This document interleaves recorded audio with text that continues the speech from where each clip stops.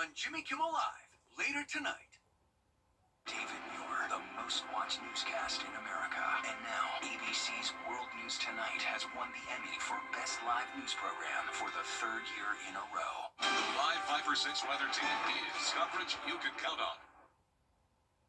Powerball, good evening, America. I'm Laura Johnson. Tonight we have another life-changing jackpot for you. It's worth an estimated $684.8 million. So get those tickets out. Let's play. That first number up is 15. Followed by the number 19. Tonight we're going to meet Barbara Yeasley, who won $50,000 playing Powerball. Congratulations, Barbara. Now for the rest of those numbers, we've got 28. Lucky 7, rounding it out with the number 8. Your Powerball number tonight, good luck everyone, is 3, and your Power Play multiplier is 3. Now the weather helping those in need. How local nonprofits are making sure everyone has a happy Thanksgiving this year. Plus a holiday meal and a helping hand. How people in Aiken are coming together for the big day tomorrow. And the holiday travel rush. What you need to know if you're taking a drive or flight this Thanksgiving.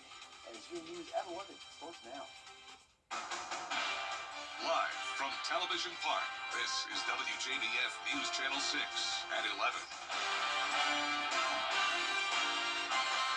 Good evening, everyone. You're watching News Channel 6 at 11. I'm Graham Lee in for Brad and Jenny. Thank you so much for joining us.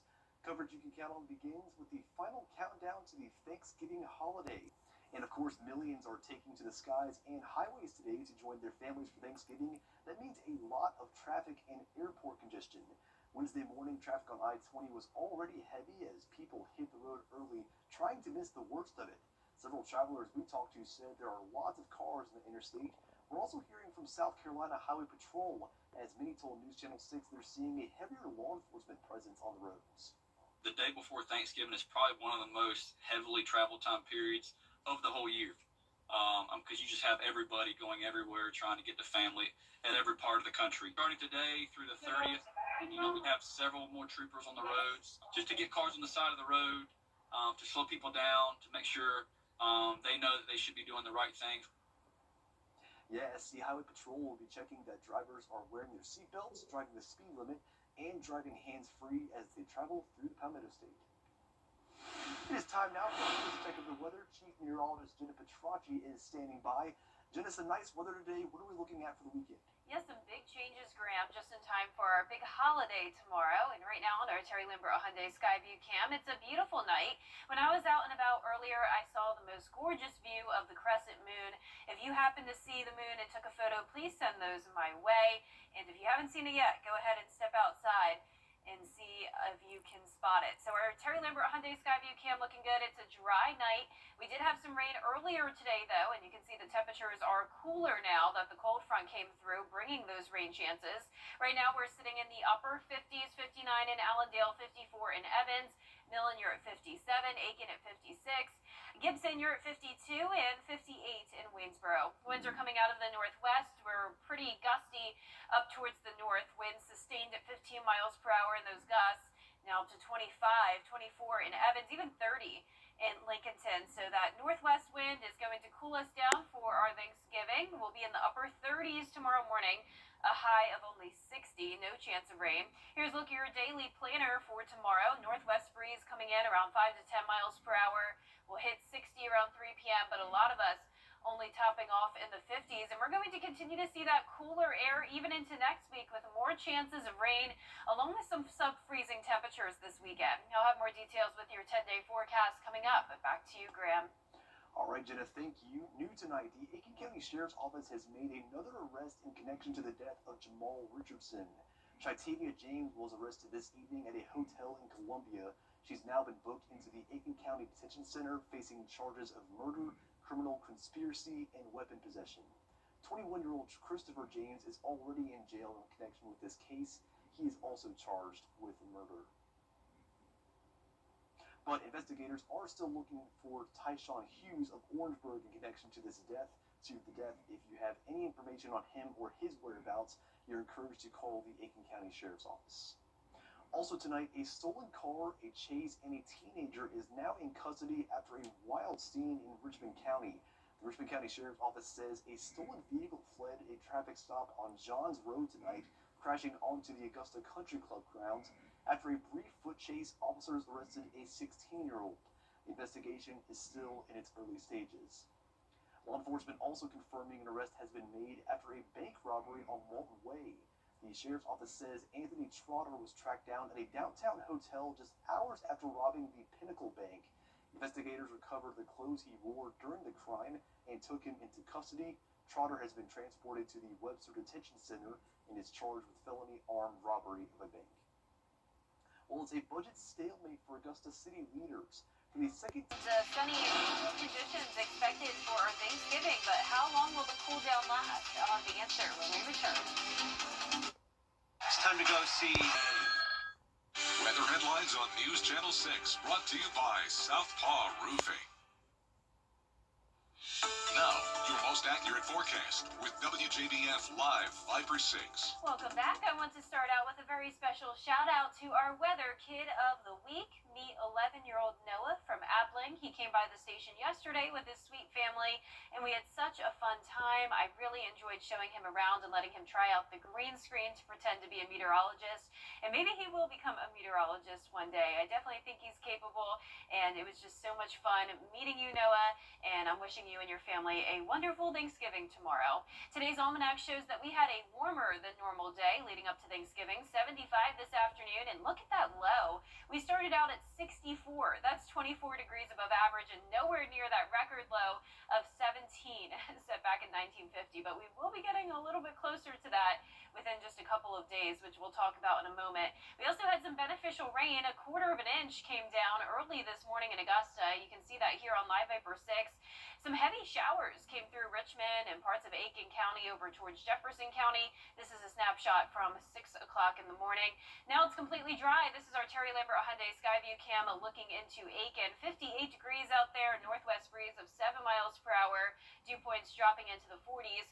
Current temperature is pretty consistent across the board. Not too cold just yet, but look at that sharp gradient from 58 in Augusta to 48 right next door in Atlanta, and a big divide in the dew points as well. A lot of moisture still down in the Sunshine State, but we have all of this dry air pushing in just in time for our Thanksgiving holiday. High pressure is moving into the southeast, and this cold front is pushing off the coast, so that means plenty of sunshine to enjoy tomorrow.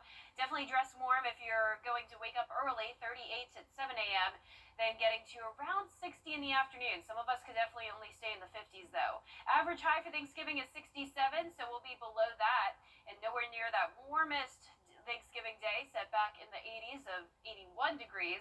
And look at the coldest, 49, set back in 2013. So this will be the coldest Thanksgiving we've had in 5 years. Last year was pretty warm in the mid-70s, similar to how it was today. And then even colder air moves in for Black Friday. So if you plan on hitting the shops early on, you're going to want to bring out that heavy winter coat, as we'll be down to 28 at 6 a.m., feeling more like 26 when you factor in the wind and some cold game day forecasts for both Friday and Saturday, pretty much all across the southeast, whether you're going to the Palmetto Bowl or up in Atlanta for Georgia versus Georgia Tech. 46 degrees at kick.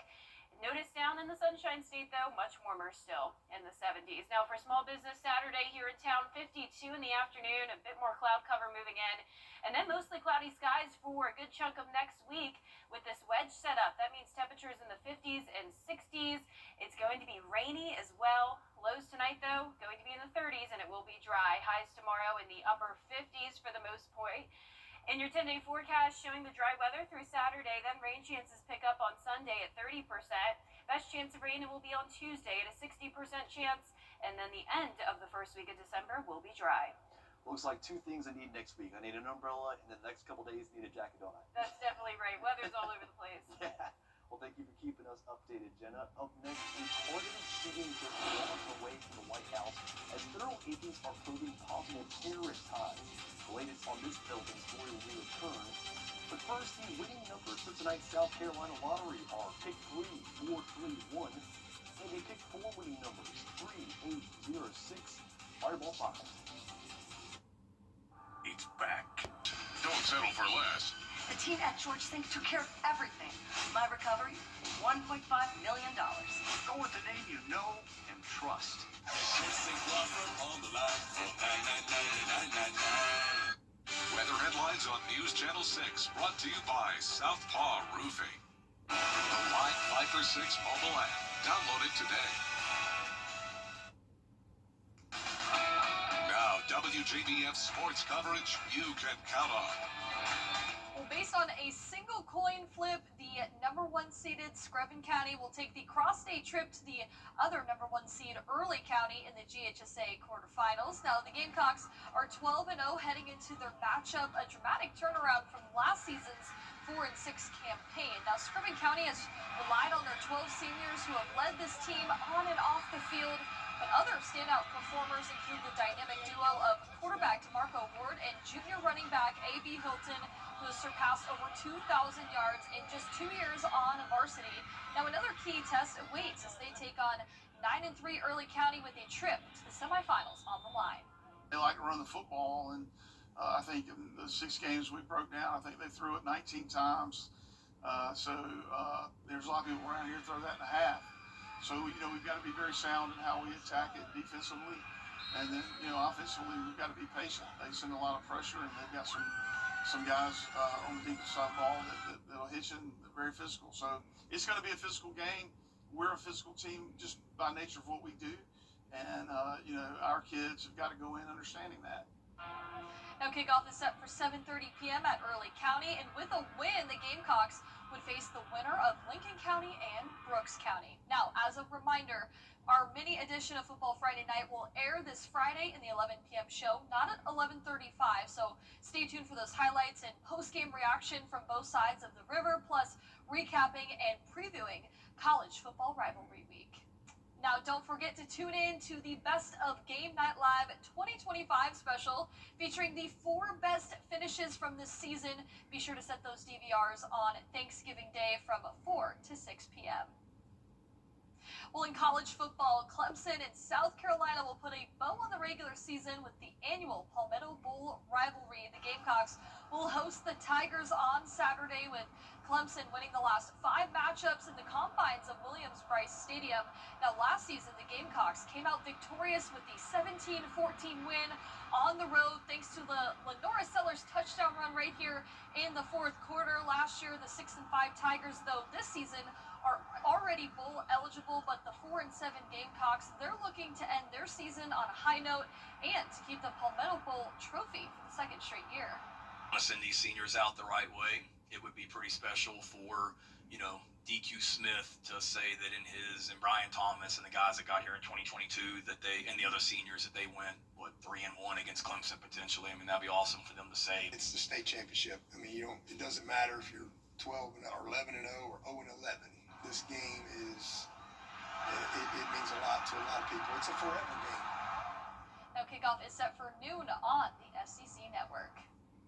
Well, the South Carolina women's basketball team competing out west in the Players Era Championship in Las Vegas. The 2nd-ranked Gamecocks taking on Duke. It's Joyce Edwards. She comes up with the steal here, finds Raven Johnson, who gets the bucket and the foul. Now we go to the 4th quarter here. Edwards to Medina Okoit, makes a nice spin move here, gets the reverse layup, and now it's going to be Chessa Johnson. She goes straight to the hoop for 2. The Gamecocks get the 83-66 win over the Blue Devils. Up next, a top 5 matchup on Thanksgiving Day as they play the Texas Longhorns. Tip-off set for 8 p.m. The Augusta men's basketball team will host Payne College next Tuesday in their annual Richmond County Education Day game. More than 2,000 5th graders from Richmond County schools will fill Christenberry Fieldhouse. Tip-off is set for 11 a.m. and will be one of 2 Education Day games this season. Columbia County schools will have their inaugural Education Day game on December 19th. I'll tell you what, those 5th graders are going to have a nice field house to look forward to. They just have that new field house. Exactly, yep. They just opened it, this fall. Yes. Well, it should be a good game next week. Coming up, with a new fragrance that smells familiar and might give you an offer you can't refuse. Up next. Hi, I'm Gunnar Stockton. F.com/Border Bowl. It is a Viper 6 alert day as we track severe weather. The live Viper 6 weather team is coverage you can count on for the entire CSRA. Here's one more more. Look at your 10-day forecast. Noticeably cooler tomorrow for Thanksgiving. Highs in the mid-50s to low 60s, and then dropping to the upper 20s on the morning of Black Friday and on Saturday, 26. Highs staying in the 50s and 60s into that first week of December. Some much-needed rain early next week as well, with mostly cloudy skies. It smells like literally. A company called Laurel Bath House is launching an exclusive new fragrance built around the classic Italian dessert. We're talking Sicilian lemon on top, pistachio at the base, and cinnamon milk at the heart, all designed to evoke the golden age of Little Italy when the air was filled with pastries and just a hint of danger. The creators call it a pastry for adults, a scent that whispers family, loyalty, and if necessary, settling the score. I gotta get your thoughts on this, you two. What do you think? I'm just cracking up the description of that. Yeah, That was so detailed. Very descriptive. I'm Italian, so of course I love anything like sweet and dessert, cannoli. Love that. So Yeah. I don't know if I'd like try it though as like a scent. Yeah. But I mean, cannoli is like a dessert. It's really good. Yeah. Now, you just got married, Alex, to Alex Carter a little bit ago. Would you want to see him wear this scent? I'd have him try it for sure. I like cannoli. Same as Gianna, I'm Italian, so gotta Yeah. try it. Yeah, we'll find out. Well, that's our report for now. Thanks for watching us, and we will see you tomorrow morning. Happy Thanksgiving.